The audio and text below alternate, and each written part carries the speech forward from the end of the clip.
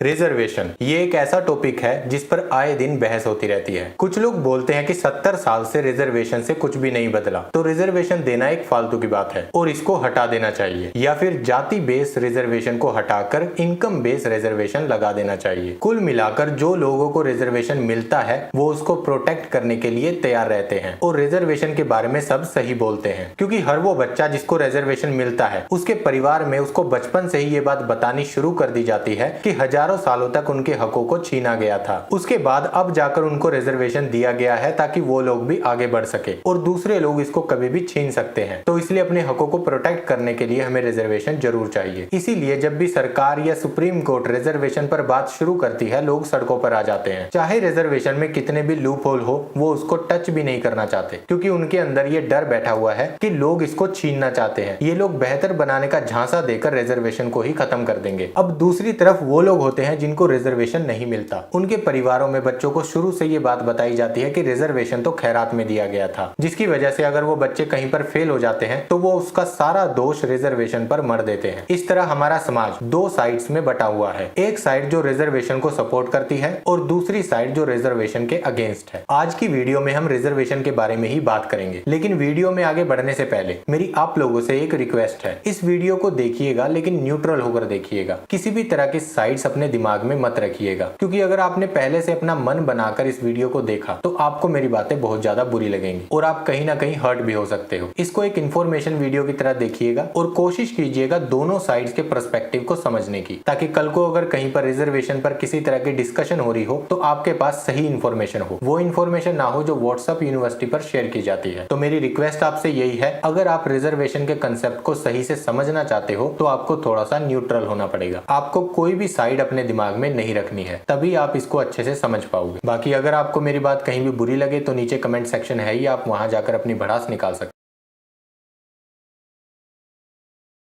तो पहले हम ये देख लेते हैं कि रिजर्वेशन किसको कितना दिया गया है। 2011 के पॉपुलेशन सर्वे के हिसाब से हमारे देश की जो पॉपुलेशन है वो 121 करोड़ है। हालांकि अब ये नंबर बहुत ज्यादा हो चुका है, लेकिन करंट सर्वे हमारे पास नहीं है। लोगों ने ऑफिशियली ये बोलना शुरू कर दिया है कि इंडिया की जो पॉपुलेशन है वो चाइना से भी ज्यादा हो चुकी है। तो इस 21 करोड़ में से 20 करोड़ SC कैटेगरी के लोग हैं और 10 करोड़ ST कैटेगरी के लोग हैं। मतलब SC की पॉपुलेशन 16.63% है और ST की पॉपुलेशन 8.61% है। यही मंडल कमीशन के हिसाब से OBC की जो पॉपुलेशन है वो 52 करोड़ है और NSSO के हिसाब से 41 करोड़ OBC की पॉपुलेशन है। तो इस तरह से कुल मिलाकर 75% बैकवर्ड क्लासेस हैं और 25% दूसरी क्लासेस हैं। अगर रिजर्वेशन की बात करें तो SC की जो पॉपुलेशन है वो 16.63% है और उनको 15% रिजर्वेशन दिया गया है और ST की पॉपुलेशन 8.61% है और उनको 7.5% रिजर्वेशन दिया गया है। OBC की जो पॉपुलेशन है वो 52% है और उनको 27% रिजर्वेशन दिया गया है। तो मतलब 75% बैकवर्ड क्लासेस के लिए 50% रिजर्वेशन रिजर्व है। इसके अलावा भी कुछ और रिजर्वेशन होते हैं जो इनकम बेस पर होते हैं या फिर जेंडर बेस पर होते हैं, और अगर कोई हैंडीकैप है तो उसको भी रिजर्वेशन दिया जाता है। हमेशा से इस मुद्दे पर बात की जाती है कि रिजर्वेशन में बदलाव किए जाएंगे, लेकिन जब भी बदलाव करने की बात की जाती है तब पूरे देश में प्रोटेस्ट स्टार्ट हो जाते हैं, जिसके बाद फिर से चेंजेस को रोक लिया जाता है। तो अब क्वेश्चन ये आता है कि रिजर्वेशन है क्या और क्यों लगाया गया था। रिजर्वेशन को समझने से पहले हमको दो चीजों को समझना पड़ेगा। इन्हीं दो चीजों की वजह से रिजर्वेशन के कंसेप्ट को लाया गया था और ये दो चीजें थी इक्वालिटी और डिस्क्रिमिनेशन। अगर आप इन दोनों चीजों को सही से समझ जाओगे तो आप ये भी समझ जाओगे कि रिजर्वेशन की जरूरत क्यों पड़ी और क्यों है। इक्वालिटी का मतलब होता है समानता, सेम तरीके से चांसेस मिलना सभी को, चाहे वो स्टडी में हो, नौकरी में हो या फिर सामाजिक तौर पर हो। और डिस्क्रिमिनेशन होता है भेदभाव। अब ये जो भेदभाव है ये किसी भी तरह का हो सकता है, ये जाति बेस पर हो सकता है या फिर इनकम बेस पर हो सकता है। और ऐसा नहीं है कि सिर्फ इंडिया में ही डिस्क्रिमिनेशन किया जाता है, ये और भी बहुत सारे देशों में किया जाता है। ऑलमोस्ट पूरी दुनिया में डिस्क्रिमिनेशन किया जाता है। लाइक अगर हम अमेरिका की बात करें तो वहां पर रंग के आधार पर डिस्क्रिमिनेशन किया जाता है। भारत का अगर आप इतिहास देखोगे तो भारत में पहले वर्ण व्यवस्था थी, जिसमें ये डिसाइड किया जाता था कि कौन क्या काम करेगा। वर्ण व्यवस्था के आधार पर एजुकेशन पर हजारों सालों तक ब्राह्मण्स का रिजर्वेशन रहा है 100%। इसके साथ साथ वॉरियर्स बनने पर क्षत्रियों का रिजर्वेशन रहा है 100%। लाइक जैसे महाभारत में सबको पता था कि एकलव्य अर्जुन से बेहतर है, लेकिन उसकी कास्ट बैकवर्ड होने की वजह से उसको सही से चांस नहीं दिए गए। वर्ण व्यवस्था के हिसाब से बिजनेस सिर्फ वैश्य कर सकते थे, तो बिजनेस पर उनका 100% रिजर्वेशन था। फिर चौथी कैटेगरी में आते थे शूद्र, जिनको इन तीनों की सेवा करना होता था। इसके बाद भी एक कैटेगरी थी जिसको वर्ण व्यवस्था में रखा भी नहीं गया था, जिनको आज के दलित बोला जाता है, SC ST। ये वो लोग थे जो जंगलों में रहते थे। उनकी हालत ऐसी थी कि उनको पब्लिक रोड पर चलना भी अलाउड नहीं था। अगर गाँव में या कहीं पर कोई जानवर मर जाता था तब उनको जंगलों से बुलाया जाता था उस जानवर को ले जाने के लिए, लेकिन वहां पर आने के लिए भी कुछ कंडीशंस थी। लाइक पब्लिक रोड पर तुम्हें चलना है तो तुम्हें अपने गले में एक मटका टांग के रखना होगा ताकि तुम उसी में थूको, तुम पब्लिक रोड पर नहीं थूकोगे। इसके साथ साथ उन्हें अपनी कमर पर एक झाड़ू बांध कर रखना होता था ताकि जहां से भी वो निकले पीछे झाड़ू चलता जाए और उनके पैरों के निशान वहां से मिटते जाएं। और ये चीजें हजारों सालों तक की गई हैं। वर्ण व्यवस्था जब शुरू की गई थी तो हर एक बच्चे के टैलेंट को देखकर उसे उस कैटेगरी में रखा जाता था। ये किसी भी कास्ट बेस पर नहीं होता था, लेकिन जैसे जैसे समय बढ़ता गया तो लोगों ने इसे अपनी कास्ट के साथ जोड़ना शुरू कर दिया और डिस्क्रिमिनेशन करना शुरू कर दिया, जो बद से बदतर होता चला गया। और इसी डिस्क्रिमिनेशन को खत्म करने के लिए रिजर्वेशन का कंसेप्ट लाया गया था। अब बहुत सारे लोग ये बोलते हैं कि जो पहले बैकवर्ड क्लासेस के साथ हो रहा था अब वो जनरल क्लासेस के साथ में हो रहा है। जिस तरह से पहले जनरल क्लासेस को स्पेशल ट्रीटमेंट दिया जाता था, अब बैकवर्ड क्लासेस को स्पेशल ट्रीटमेंट दिया जाता है रिजर्वेशन के जरिए। तो रिजर्वेशन से किसी भी तरह की इक्वालिटी तो नहीं आई, बल्कि रिजर्वेशन खुद एक तरह का डिस्क्रिमिनेशन है। तो रिजर्वेशन से किस तरह से इक्वालिटी आई है, इस चीज को समझने के लिए पहले हमें इक्वालिटी के कंसेप्ट को सही से समझना पड़ेगा। इसको एक एग्जांपल से समझते हैं। एक परिवार है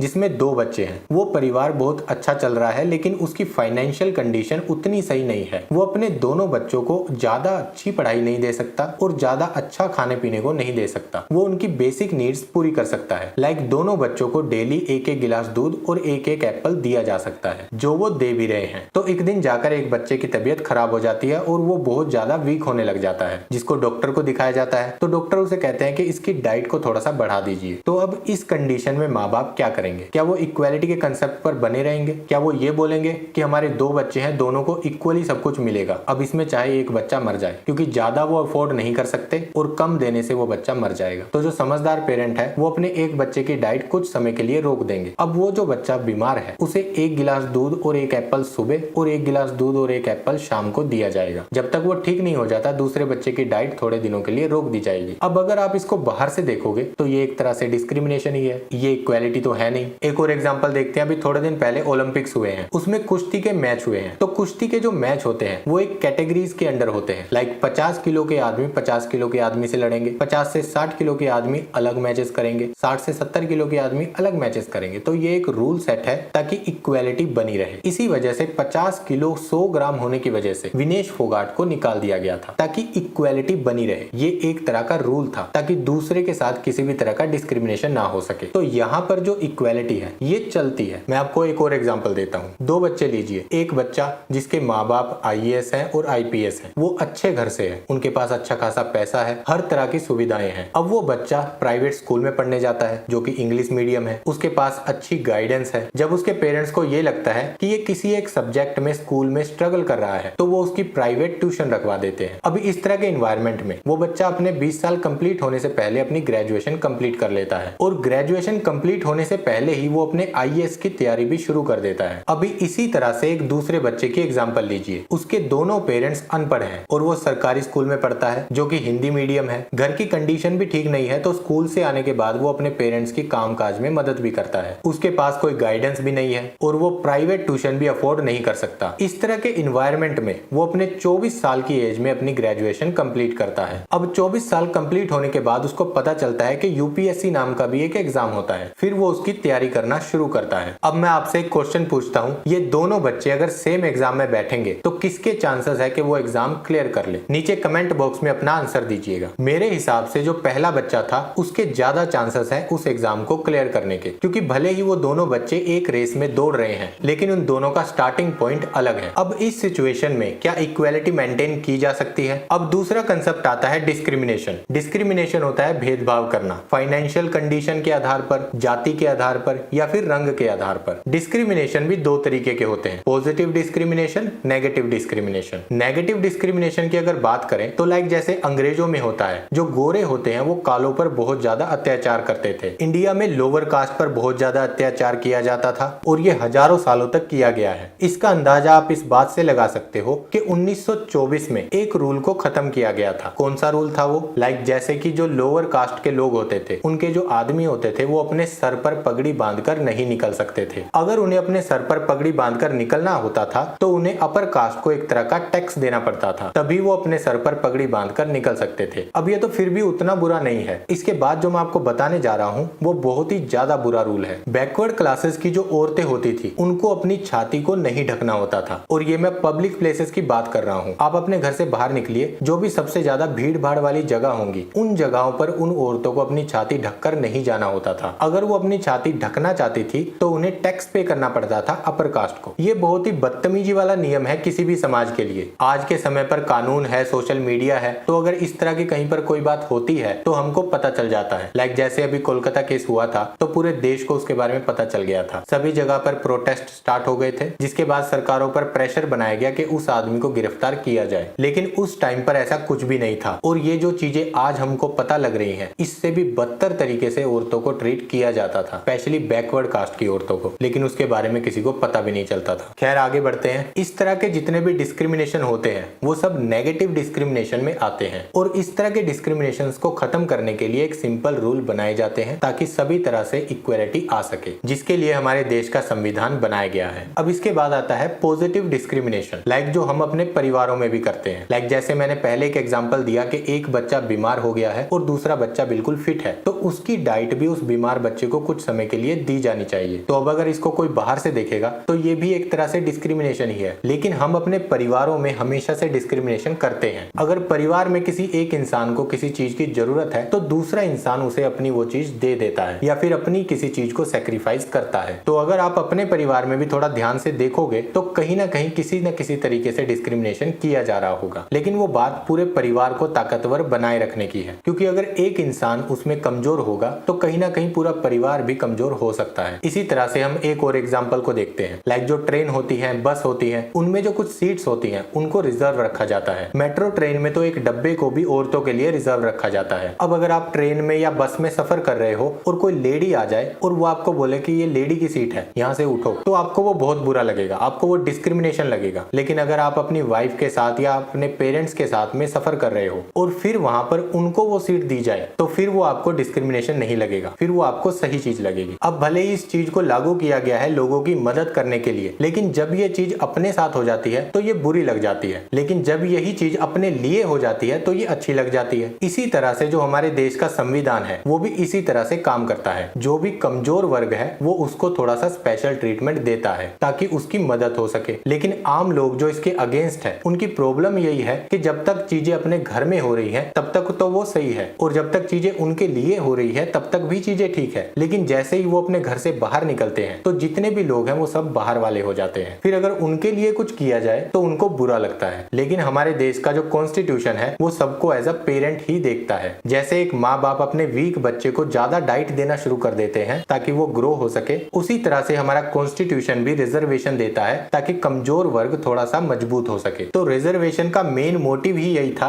कि जो कमजोर वर्ग है उनको प्रोटेक्ट करना और ऊपर उठने के लिए मदद करना, और जो नेगेटिव डिस्क्रिमिनेशन था उसको खत्म करना। लेकिन रिजर्वेशन देने से ये सब चीजें होंगी कैसे? लाइक जब सभी लोग एक जगह पर काम करेंगे, एक जगह पर पढ़ेंगे, एक जगह पर बैठकर खाना खाएंगे, तो उन सब में एक दूसरे के लिए रिस्पेक्ट होगी, जिससे एक अच्छा समाज बनेगा। और जो बैकवर्ड क्लासेस है उनकी प्रेजेंटेशन भी बढ़ेगी, जिससे लोगों के दिमाग में से उनकी वो इमेज भी खत्म होगी। लाइक जैसे बहुत सारे लोग सिर्फ ये सोचते हैं कि ये कास्ट का आदमी तो सिर्फ यही काम करेगा। और रिजर्वेशन भी इसलिए दिया जाता है क्योंकि रेस में सबका स्टार्टिंग पॉइंट भी सेम नहीं है। अब लोग एक बात ये भी बोलते हैं कि जो रिजर्वेशन है वो 10 साल के लिए ही लागू किया गया था, लेकिन उसके बाद इसको हटाया ही नहीं गया। तो इसकी सच्चाई ये है कि जो पॉलिटिकल रिजर्वेशन था वो 10 साल के लिए लागू किया गया था। बाकी जितने भी रिजर्वेशन है उनकी कोई टाइमलाइन डिफाइन नहीं की गई थी। बहुत सारे लोग ये बोलते हैं कि रिजर्वेशन इनकम बेस पर होना चाहिए, लाइक एक पर्टिकुलर इनकम सेट की जानी चाहिए। अगर कोई इंसान की इनकम उससे कम है तो फिर उसको रिजर्वेशन मिलना चाहिए। तो उस वक्त जो प्रॉब्लम थी वो कास्ट थी, तो जो रिजर्वेशन बनाया गया वो कास्ट के बेस पर ही बनाया गया। इसका मैं आपको एक एग्जांपल देता हूँ। जब अंबेडकर बाहर से पढ़कर आए तो वो सूट बूट में आए, पैसे उनके पास अच्छे खासे थे। अच्छी नौकरी उन्हें मिली थी। लेकिन जैसे ही लोगों को ये पता चलता था कि उनकी कास्ट क्या है, उनके साथ डिस्क्रिमिनेशन शुरू हो जाता था। तो प्रॉब्लम वहां पर इनकम का था ही नहीं, प्रॉब्लम वहां पर था कास्ट का। लाइक एक कहावत भी है कि जाति कभी नहीं जाती। तो जो रिजर्वेशन बनाया गया था वो कास्ट की धारणा को खत्म करने के लिए बनाया गया था, क्योंकि कास्ट के बेस पर डिस्क्रिमिनेशन किया जा रहा था। एक इंसान भले ही करोड़पति बन जाए, फिर भी उसकी जाति उसके साथ ही रहेगी। ऐसे में जब कोई बैकवर्ड क्लास का लड़का आईपीएस या आईएएस बन जाता है तो उसके पूरे समाज को एक कॉन्फिडेंस मिलता है कि हमारा एक लड़का पावर में है और हमारे साथ अगर कुछ भी गलत होगा तो वो इंसान हमारी मदद करेगा। रिजर्वेशन का काम बैकवर्ड क्लास के लोगों की प्रेजेंटेशन को बढ़ाना था, ताकि बाकी लोगों को भी मोटिवेशन मिल सके और उनको भी ये कॉन्फिडेंस आ सके कि हम भी लाइफ में कुछ कर सकते हैं। तो सीधी बात यह है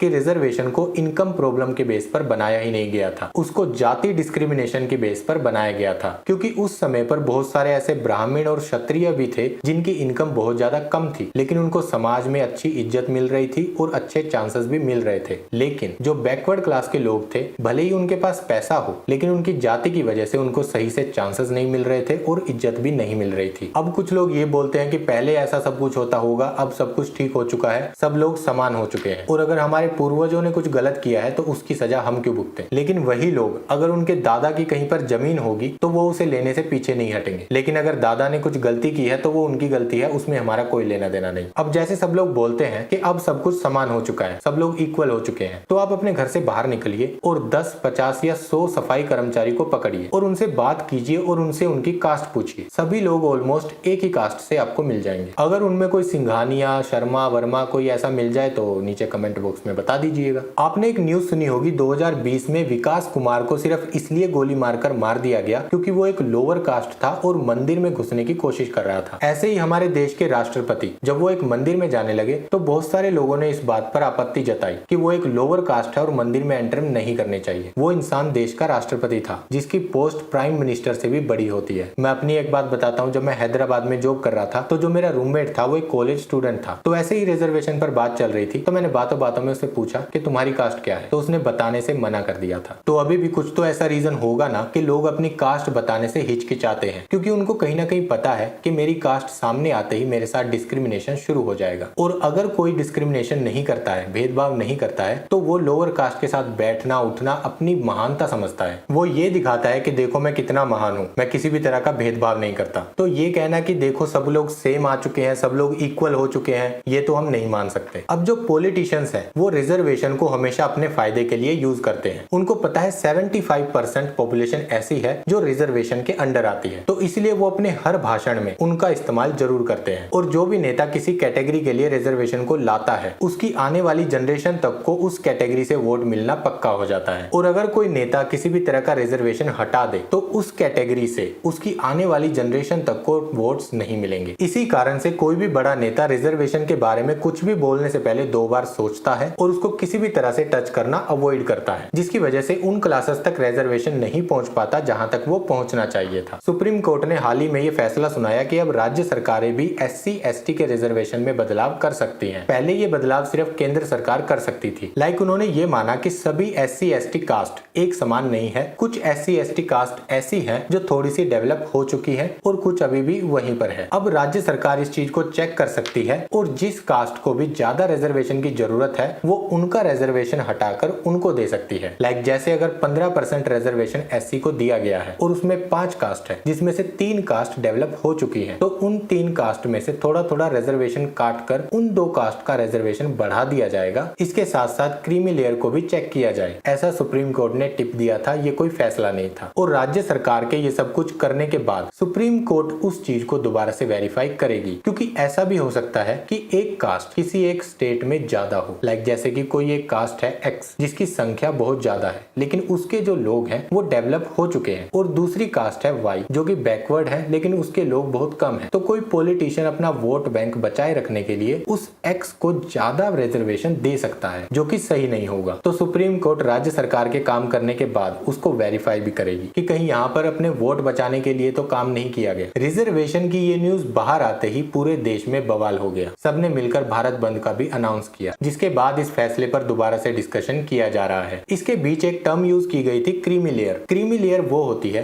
लाइक जैसे कि कोई बैकवर्ड क्लास का इंसान था, अब वो IAS बन चुका है तो उसकी फैमिली अच्छे से सेटल हो चुकी है, उसने अपनी अपनी फैमिली के और लोगों को भी अच्छे से सेटल कर दिया है, तो अब वो बैकवर्ड क्लास से बाहर निकल चुका है। मतलब अब उसकी समाज में भी इज्जत है, उसके पास एक पोजीशन भी है और पैसा भी है। तो इस सिचुएशन में बहुत सारे लोगों का कहना यह है कि अब वो रिजर्वेशन को छोड़ सकते हैं। आपकी इसके बारे में क्या राय है? क्या उनको रिजर्वेशन छोड़ देना चाहिए या नहीं? नीचे कमेंट बॉक्स में जरूर बताइएगा। एंड में मैं सिर्फ इतना ही कहूंगा कि इंसान वो बड़ा नहीं होता जिसकी जाति बड़ी होती है, इंसान वो बड़ा होता है जिसके साथ बैठकर कोई खुद को छोटा ना समझे। Thank you so much.